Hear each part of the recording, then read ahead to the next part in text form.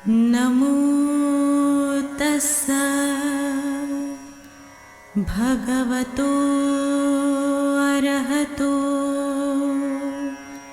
सम्मा सम्बुद्धस्स। बुद्ध और उनका धम्म बाबा साहेब डॉक्टर अम्बेडकर द्वारा रचित कालजयी पुस्तकों के इस रचना संसार में आपका स्वागत है। आप जानते हैं कि इस समय हम लोग बाबा साहेब डॉक्टर अम्बेडकर द्वारा मूल रूप से अंग्रेजी में रचित ग्रंथ द बुद्धा एंड हिज धम्मा, इसका ये हिंदी अनुवाद आप तक पहुंचा रहे हैं। और ये जो हिंदी अनुवाद है, ये हिंदी अनुवाद भदंत डॉक्टर आनंद कौशल्यायन जी का है। तो आइए इस कड़ी में आगे बढ़ते हैं। आपको याद दिलाते चलते हैं कि ये बुद्ध और उनका धम्म के चतुर्थ कांड का दूसरा भाग है। और इस दूसरे भाग में बाबा साहेब एक बड़े शीर्षक के साथ छोटी सी चर्चा कर रहे हैं, जो चर्चा अमूमन सब लोगों के जहन में होती है। और ये चर्चा है कि शाब्दिक समानता होने के बावजूद शब्दों का जो सांदर्भिक और तात्विक अर्थ होता है वो कितना भिन्न होता है। तो ये जो शब्दों में जो अर्थ छिपे हुए होते हैं, इन शब्दों को बाबा साहेब हम सबके सामने उजागर कर रहे हैं। हमने पिछली कड़ी में यह देखा कि पुनर्जन्म पर तथागत क्या कहते हैं। तो पुनर्जन्म पर बाबा साहेब ने तथागत की बात को समझाते हुए एक चर्चा को शुरू किए है। और यह चर्चा यह है कि क्या तथागत शाश्वतवादी थे या तथागत उच्छेदवादी थे। अब तथागत ने तो स्वयं इस बात को कह दिया है कि तथागत न शाश्वतवादी थे न उच्छेदवादी थे। तो फिर बाबा साहेब का जो प्रश्न है वो प्रश्न ये है कि यदि तथागत आत्मा को भी नहीं मानते, यानी कि वे शाश्वतवादी नहीं है, यदि वे उच्छेदवादी भी नहीं है, तो फिर तथागत क्या पुनर्जन्म को मानते थे। और इसी बात से अब हम इस अध्याय में आगे बढ़ रहे हैं। तो बाबा साहेब लिखते हैं कि क्या तथागत बुद्ध पुनर्जन्म मानते थे। ये भी तथागत की शिक्षाओं का अभ्यास करने वाले, अध्ययन करने वाले जो लोग हैं, उनके मन में प्राय खड़ा होता है।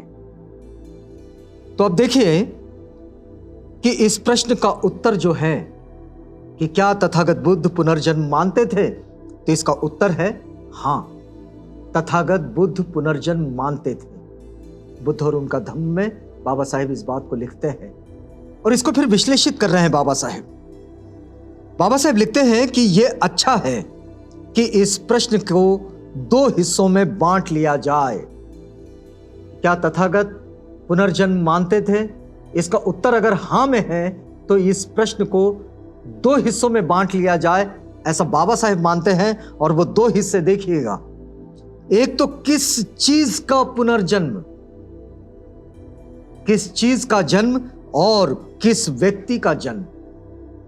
बाबा साहेब ने इसे दो हिस्सों में बांट दिए हैं कि किस चीज का जन्म और किस व्यक्ति का जन्म।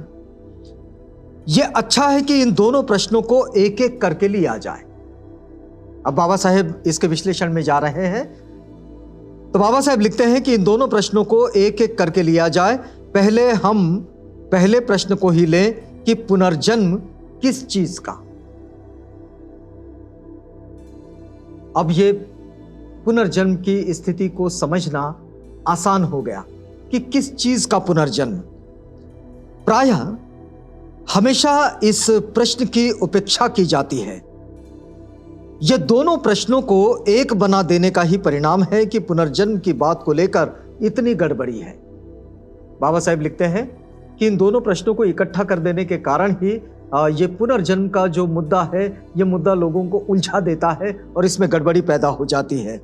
तो तथागत बुद्ध के अनुसार बाबा साहेब सिखाते हैं, समझाते हैं कि तथागत बुद्ध के अनुसार चार भौतिक पदार्थ है। तथागत बुद्ध जो बताते हैं, सिखाते हैं कि चार भौतिक पदार्थ है, चार महाभूत जिसे लोग कहते हैं, जिनसे शरीर बना हुआ है। हमारा ये जो शरीर है, ये शरीर हमारा चार महाभूतों के द्वारा बना हुआ है। पहला पृथ्वी, दूसरा जल, तीसरा अग्नि और चौथा वायु। पृथ्वी यानी कि ये जो हमारे पूरे शरीर में जो जड़त्व है, जो घनता है, इसे कहते हैं पृथ्वी। ये पृथ्वी का तत्व है। जल हमारे पूरे शरीर में तरलता है, ये हो गए जल। अग्नि हमारे शरीर में ज्वलनशीलता है कि नहीं, तपन है कि नहीं, तपन है, ये होता है अग्नि का तत्व। और चौथा है वायु, हवा, एयर, जो हमारे शरीर में है। तो ऐसे 4 तत्वों को मिलकर यह हमारा शरीर बना हुआ है। अब देखिए किस चीज का पुनर्जन्म, ये बात बाबा साहेब सीखा समझा रहे हैं। बाबा साहेब लिखते हैं, प्रश्न है कि जब शरीर का मरण होता है तो इन 4 महाभूतों का क्या होता है। स्वाभाविक सा प्रश्न है कि जब कोई शरीर मृत्यु को प्राप्त हो जाता है तो फिर इस शरीर का और फिर इन तत्वों का क्या होता है, जिन तत्वों से यह शरीर बना हुआ है। क्या वे भी शरीर के साथ मर जाते हैं? कुछ लोगों का कहना है कि वे भी मर जाते हैं। कुछ लोग ऐसा मानते हैं कि ये भी मर जाते हैं। तथागत बुद्ध ने कहा नहीं। तथागत बुद्ध कहते हैं कि नहीं, ये 4 तत्व मरते नहीं हैं, ये खत्म नहीं होते हैं। तो तथागत बुद्ध क्या कहते हैं कि आकाश में जो समान भौतिक पदार्थ सामूहिक रूप से विद्यमान है वे उनमें मिल जाते हैं। अब देखिए कि किस चीज का पुनर्जन्म है, इस बात को बाबा साहेब समझा रहे हैं। और तथागत क्या कहते हैं? तथागत कहते हैं कि मनुष्य जब मृत्यु को प्राप्त होता है, कोई भी जीव मृत्यु को प्राप्त होता है, तो ये तत्व, जिन तत्वों के द्वारा ये शरीर बना हुआ है, ये तत्व मरते नहीं है। तो क्या होता है? आकाश में, मतलब इस स्पेस में, इसके समान जो भौतिक पदार्थ सामूहिक रूप से विद्यमान है, उनमें वो मिल जाते हैं, मतलब वे खत्म नहीं होते। अब इस बात को समझिएगा कैसे? तो इस बात को इस तरह से समझिएगा कि हम एक छोटा सा उदाहरण लें। उदाहरण कि पानी का, वो हमारे शरीर में है, जिसे हमने जल कहा। अब जल हमारे शरीर में है। अब जल, ये मृत्यु के साथ क्या हो रहा है? इसका बाष्पीकरण हुआ। तो जल किससे बना हुआ है?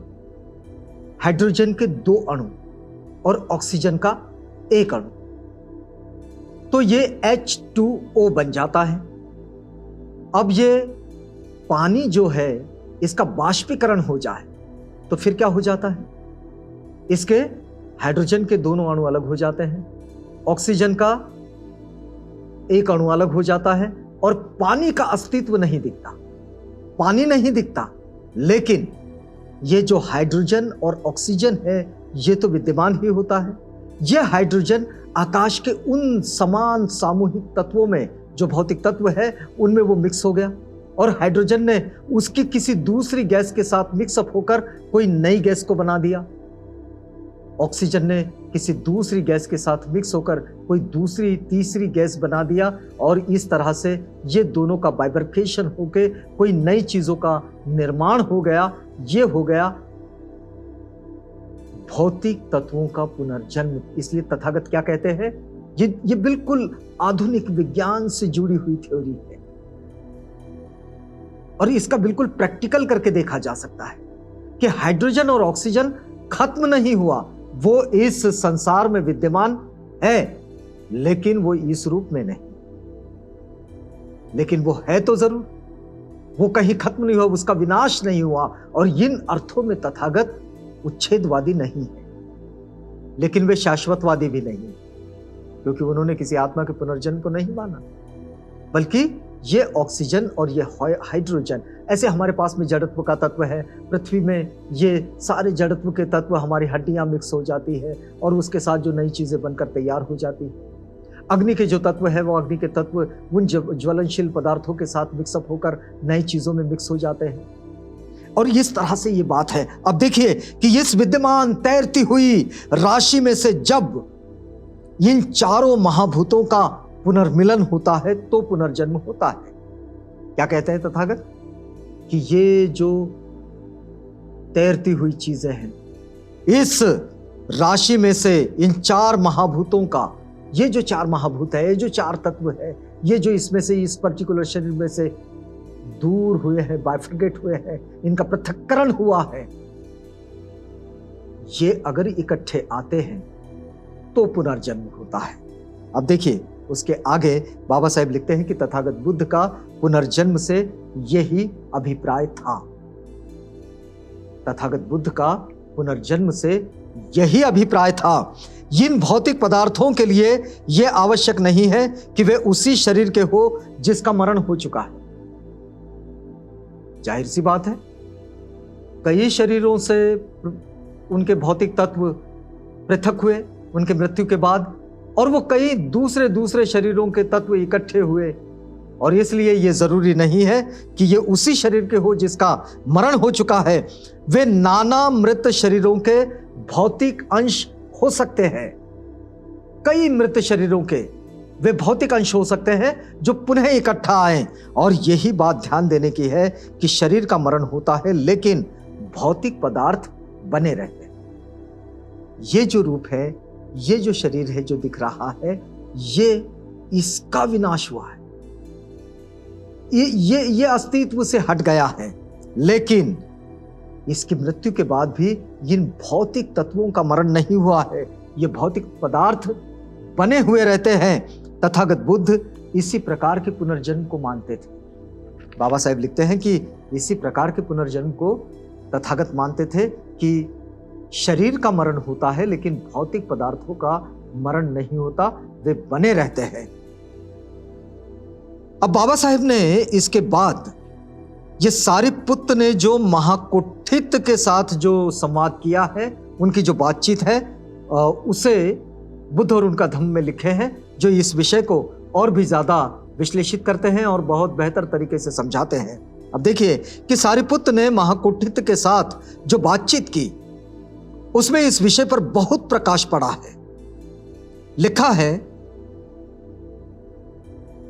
कि एक समय जब भगवान बुद्ध श्रावस्ती के अनाथ पिंड के जेतवनाराम में गए थे तो महाकुठित ध्यान कर चुकने पर सारिपुत्त के पास गए और उनसे ऐसे ही कुछ प्रश्नों को स्पष्ट करने की प्रार्थना की जो उन्हें हैरान कर रहे थे। महाकुठित को इसी तरह के पुनर्जन्म के कुछ प्रश्न हैरान कर रहे थे, तो वे इन्हीं शंकाओं का समाधान कराने के लिए सारिपुत्त के पास पहुंचे।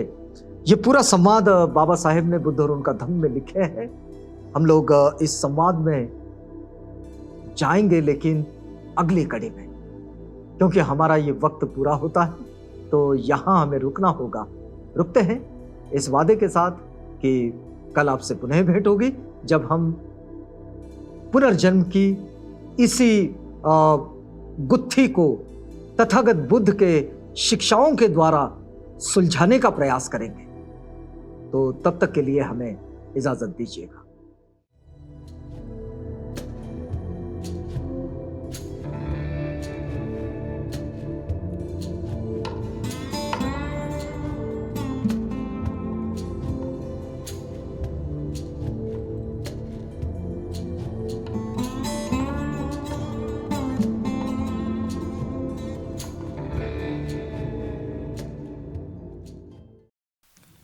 बुद्ध और उनका धम्म।